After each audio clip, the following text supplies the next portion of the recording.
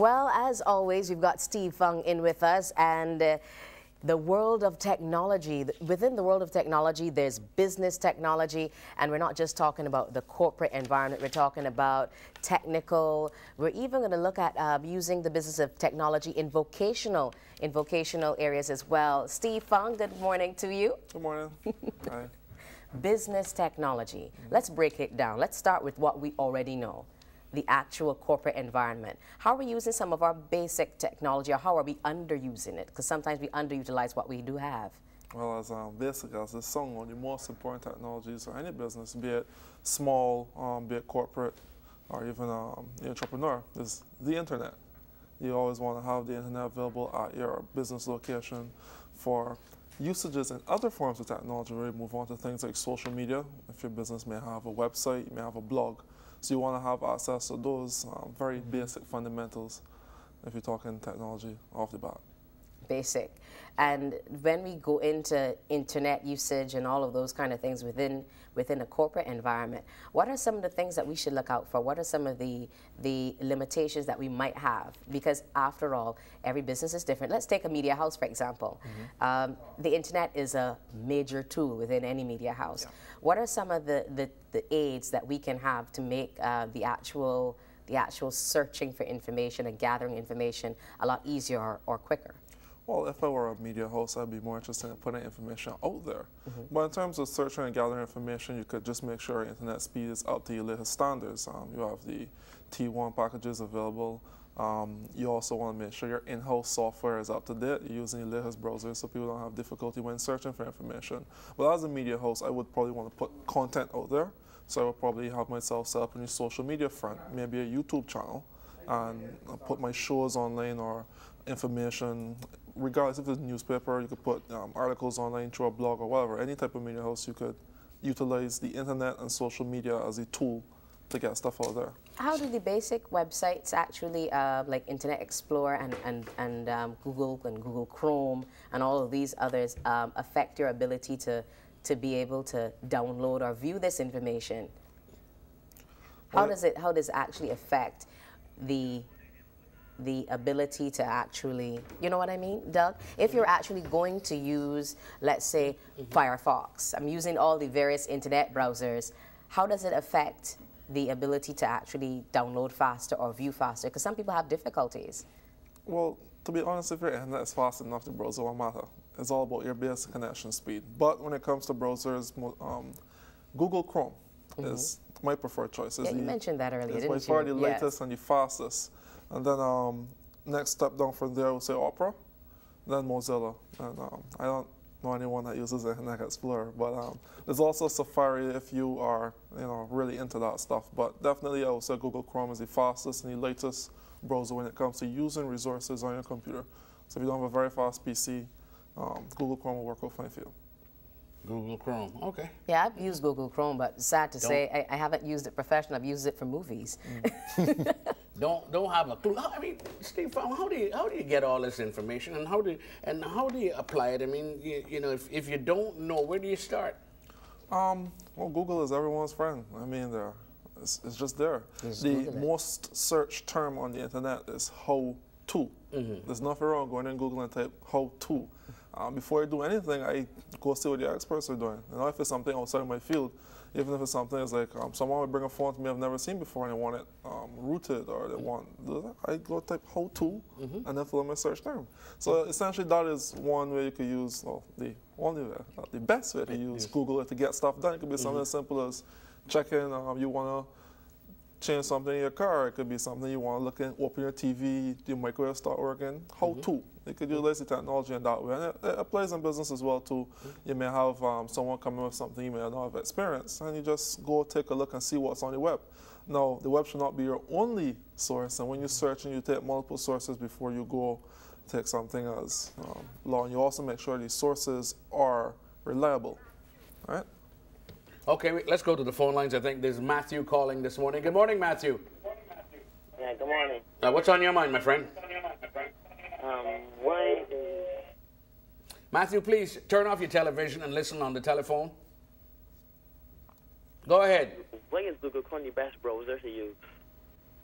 Oh, well, I can't necessarily say why. I don't know what awesomeness that Google has put in under the hood there. There's actually a section in there called Under the Hood.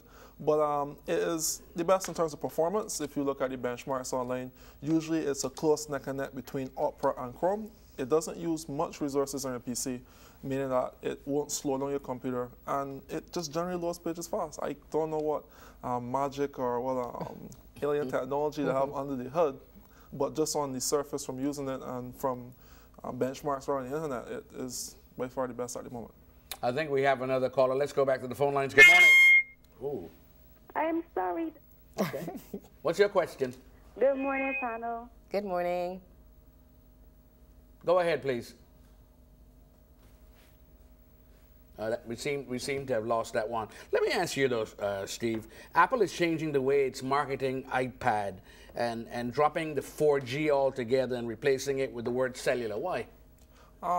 Because what is debated, the whole 4G debate. What is 4G? What is not 4G? Oh, so it's just a gimmick that and they're using to trick us. It's not necessarily a gimmick. It's the same thing here where we have HDSPA Plus and people saying it's not 4G. They have the same thing over there with AT&T. They use the HDSPA Plus, and they call it 4G, but another network has LTE, and they say, well, ours is the true 4G because ours is faster. So you have that debate. So to avoid the debate, they just call it cellular versus 4G. Yeah. Okay.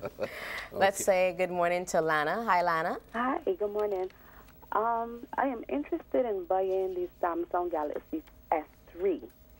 I'm just trying to get an input from our famous guy here in terms of if it is a good buy and what he thinks about it. No, I'm going to say something that I would have probably said before, and will probably say again within a couple months, but best phone ever. Right? Very fast phone, a lot of cool features. The screen is probably one of the only drawbacks on the device, but it's not something you're going to notice off the bat unless you're really looking at it with a magnifying glass. But Samsung has really come out with a powerful device. The applications as with all Android phones, spread beyond just normal answering and taking calls. You have your business uses, your home uses, your taking your photos, whatever. But it is a great device, and I hopefully you get yours around the same time as me. Wow. I understand that Samsung has actually almost dominated the market by now in terms of phone technology. Yeah, because they do kind of make a lot of phones. I mean, they're the one company that's in every market. Low end, high end, mid end. Will you name me type of phone? Samsung has one. Phone with keyboards, phones that slide, phones that flip. They make a lot of phones. Mm-hmm. Listen, what about it's called the Doro Phone EC740. You know that one? That's a lot of numbers. Yeah. Well, it's the world's first Android smartphone for seniors. Oh, okay, yeah. I think that's one of the really big buttons. Yeah, I saw that. Don't look at me when you say that. I saw that was that one was at CTIF. There are phones for seniors that already exist, but obviously it's the first one running the Android operating system. You can stick Android on just about anything, from a wristwatch to fridges, their rearview mirrors or Android on it. But good to see they're still catering to the senior they market. talk about it having large buttons, loud sounds, and large fonts, and a magnifier with a light. I did see that phone, and I raised my eyebrow and moved on. Yeah. I was like, How are we going to use our business technology today, let's say in a manufacturing plant, Steve? Well, actually, it's interesting enough, and this is a technology I always bring up, which is QR codes. QR codes were developed initially for actually tagging parts and make it for easy maintenance. So you have a large machine that may have a lot of parts that may need to be properly maintained. You can't walk around with a sheet, large, manual looking at all the serial numbers and what's not. You just simply scan the code, and the code takes you to the manual reference, and you're able to maintain the equipment that way. And also for packaging, you can use the same codes on the parts or whatever it is you're shipping, even standard labels, to add additional information for actually on the back of the box of the Galaxy Note. There's a little QR code that you can scan. It gives you more information that you can get on a device that you won't, usually be able to fit on the little small box that they send you. Wow. They say that iPad is changing the world, particularly for people with disabilities. And they cite a case when the father of a 4-year-old the 4-year-old began using his iPad when he was 2 and was assessed to be 12 months behind and with language and cognition. And within 4 months, he was on par for his age. And 2 years since he's been using it, he's now 15 months ahead of his age group. Well, that's a pretty good story. I mean, Apple has always focused on education. There are a lot of educational apps on the marketplace. They made a very large leap in that direction with the iBooks 2, where they allow you to have textbooks. These are textbooks ranging from high school straight through the university level. So whereas books are very expensive and you can find books well over $100, you can get the books at, I think it was $14.99, and you can have your books on your iPad and they're updated to suit. But usually they're games for children. There are a lot of learning games that you can find on the iPad. And the iPad is so easy, a 2-year-old can use it. So you should have That is true. I've seen it. I've seen it myself. My daughter does it. You should have problems using the device. Definitely, it's a good device to get for your kids. It's not the sturdiest of tablets, as you know. Apple likes a lot of premium design. You know, when you have an Apple device, it's very well built. So they actually have glass on there. Right. So if that drops it, A different kettle of fish. It's all over. when you got Samsung, love the plastics. So you know, it could take a hit. All right, Steve, in the last 30 seconds, app of the day? Invoice to go. Invoice to go? Yeah, very great application for doing your invoices on the road. I use it all the time. It's good for sending invoices and keeping track of clients that owe you money. Yeah. Wow, that's great. Invoice That's good to go. know. All right, Steve Fung, thank you very much. Opening a whole new world of technology for us here on Morning Barbados on this Monday. We're going to take a break here and come back with more, so stay with us.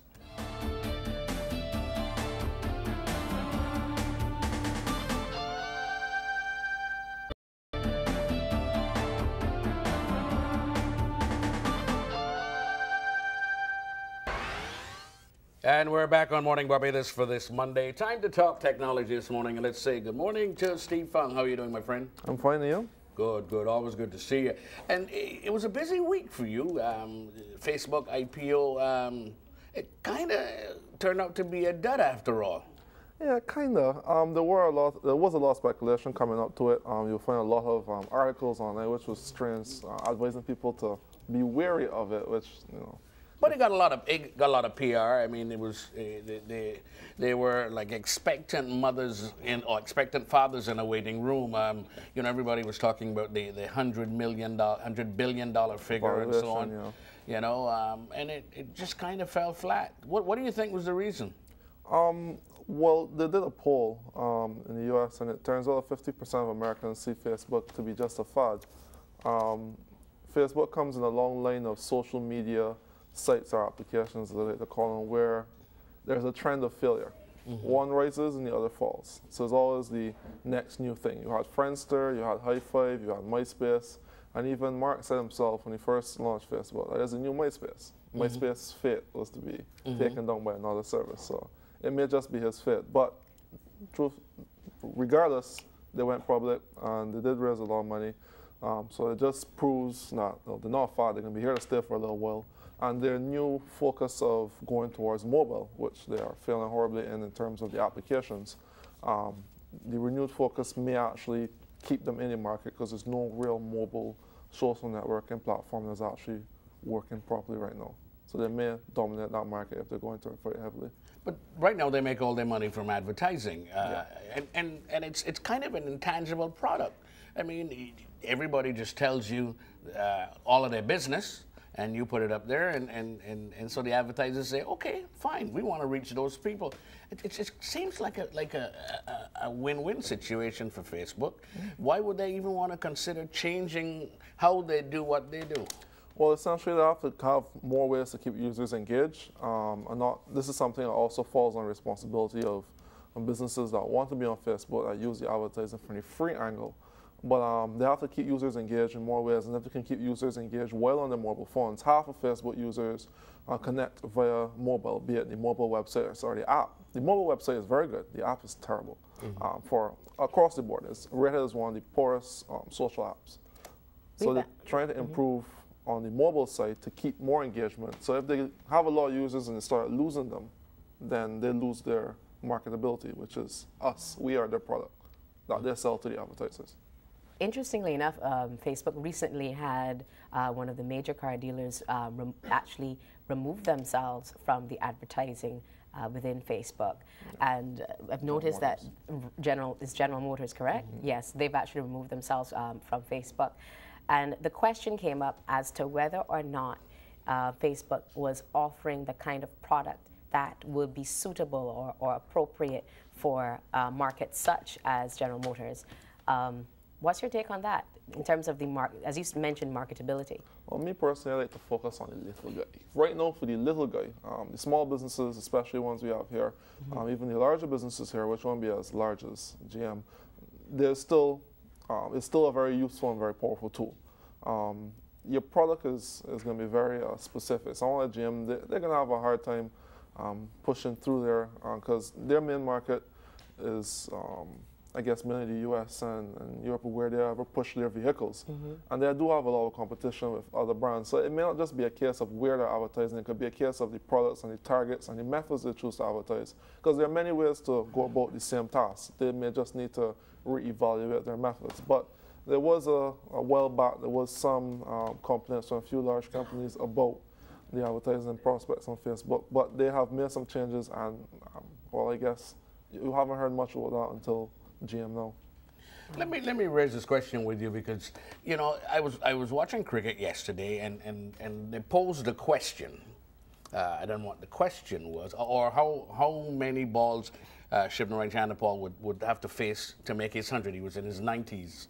He just turned, he just scored 91, and they were asking people to weigh in, and they said, well, you know, go to our Facebook page. It seems to me that everybody is turned on to and tuned into technology these days in all forms or fashions. How can, say, a small businessman in Barbados use this kind of technology to benefit his business?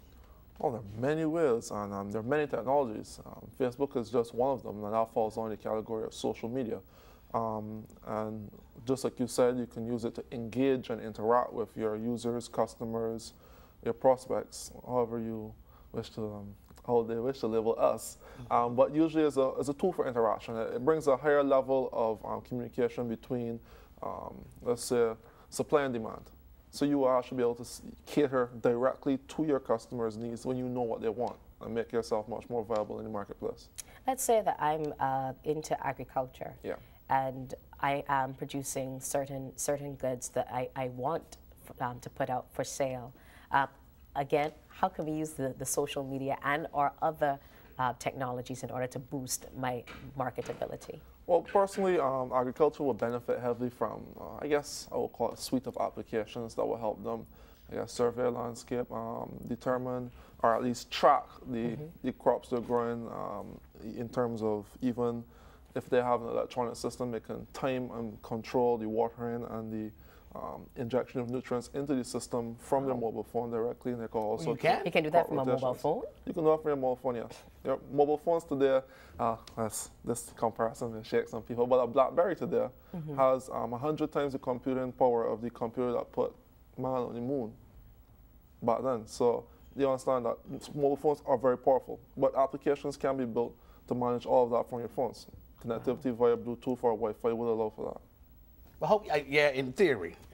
But in actual practice, this has been done places in the world where these applications are running. I guess what I want to ask is how practical would it be to apply some of these things in our context? I mean, in Barbados, a fisherman, for example, I mean, how would he use this technology and who would prepare him for this? Well, I would like to prepare them for it. I'm actually planning on launching a center where I do training for practical uses of technologies for businesses and individuals. But fishermen will benefit definitely from GPS technologies. People are a bit skeptical of using their phones for GPS, especially if you're going to be on the seas. But when you look at it, people are launching phones into space, taking pictures, and finding them pinpoint exactly where it lands on the other side of the planet. Another thing also is a good example is Google has this really nice image search feature within their new application. You can actually take a picture of a fish, or you found a fish or a shell or something, don't know what it is.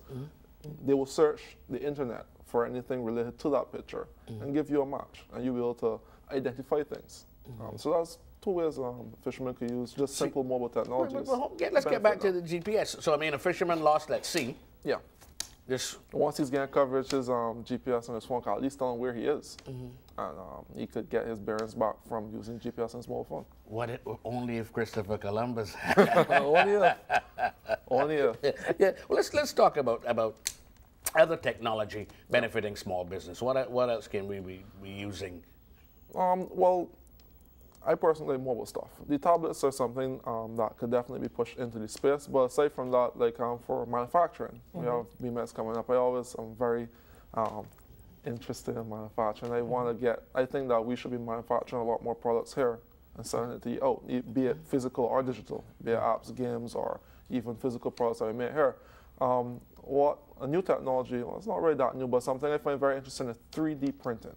It's essentially where you can fabricate plastics, polymers, metals from a printer that can print just about anything. Once you design it in a 3D application, let's say Doug's phone, I could build the chassis for the phone or the housing, and the printer would print the housing. You could print clothespins, hangers, plates, bowls. People use it for action figures, for figurines. There's such a printer? Yeah, and there actually is a very affordable one that starts at $500 US. They actually now brought down the price. There's also the open source model that they give you the plans online and it allows you to build it yourself. And since 90% of the parts are plastic, you can print back the printer that you just built and just buy them on the board and build another one. So they call it a self-replicating printer. Wow. It's a rep-wrap printer. Rep-wrap printer. Yeah. Let's since you're such a fan of BMX, we've got the fashion house and the fashion design pavilion coming up, and we really want to know how can our upcoming designers use some of this modern technology in creating their designs and possibly actually putting it out for the public. Well, an old method, but using new technologies, take pictures. Use your mobile phones. Update your Twitter, update your Tumblr, update your Facebook. People usually like what they can see. And if you have an event, even if you're live at the event, people aren't there, take pictures, you know? Can we actually use modern technology like your tablet, or maybe, again, for a person who's not as savvy, can we actually use these types of technology to design, let's say, gowns or dresses, or draw them per se? Definitely. Adobe has a full suite of applications on the phone and the tablet. There's also some free ones from Alias and Autodesk that allow you to draw. My Note has a stylus particularly meant for drawing, but there are capacitive styluses available for most tablets and smartphones, where you can actually draw, sketch on your tablet, save it, and you know, while you are on the go, you may be in the bus, it's actually much easier than holding a notepad because you have nothing to press on. You could just sketch on your phone. But not only that, we have Axel Stewart, makeup artist extraordinaire, on this morning, and I was thinking that with all the technology today, he can actually take a photograph of someone, use different colors, different applications, and to show a potential client what they would look like if you use this on their face or her, you know, that kind of thing. That is essentially true, because you can manipulate photographs just as you would on the PC. The programs are very quite similar. You just need to have the right app for the job. All right, we're also going to be talking furniture today at BMX. How can a furniture manufacturer benefit from technology? Well, in terms of manufacturing, the same aspects of social media is a good way to get your stuff out there, a good way to start talking about your stuff, especially if you offer some unique designs or products. Anywhere along the lines from invoicing or to inventory keeping check, a wide variety of things. Technology, which is the thing we have to realize, is made to make our lives easier, right? And any task that you could think of, there's either something mechanical, electrical, bioelectrical to help us improve and make that task more efficient. I like to look at efficiency as intelligent laziness. So don't work hard, work smart. Correct, that's right. So basically anywhere we can use our technology to improve or even reduce the workload upon ourselves, it works really well. Self-replicating 3D printer. Yes. Boy, we're hearing it all. Steve Fung, always good to see you. Thanks for taking us into your little world, as always, on a Monday morning. We're going to take a break here and come back with more Morning Barbados, so stay with us.